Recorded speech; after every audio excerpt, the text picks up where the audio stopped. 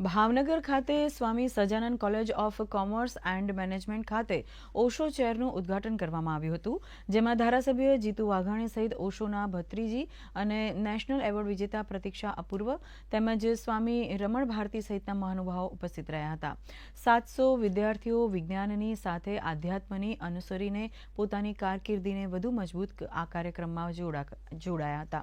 આ પ્રસંગે ઓશોના ભત્રીજી પ્રતીક્ષા અપૂર્વએ સિકિંગ નામનું પેઇન્ટિંગ કોલેજને અર્પણ કર્યું હતું. તેમણે જણાવ્યું હતું કે આજના યુવાનો પરિવર્તનમાં મોખરે છે અને વિકાસની યાત્રાનું નેતૃત્વ કરવા તત્પર છે, પરંતુ શિક્ષણ પ્રણાલીમાં સકારાત્મક પરિવર્તનની ગતિ વધારવી પડશે.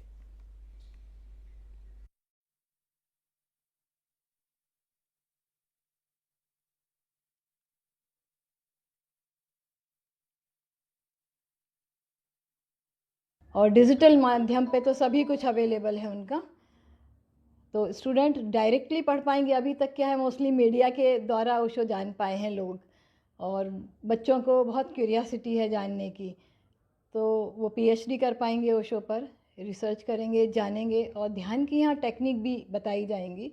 यहाँ सेमिनार्स होंगे, कैंप्स होंगे, जिसमें बच्चे समझ पाएंगे कि शांति कैसे अंदर लाई जाए, कैसे पीसफुल एनवायरनमेंट में रह सकें, कैसे जागरूकता के साथ रह सकें.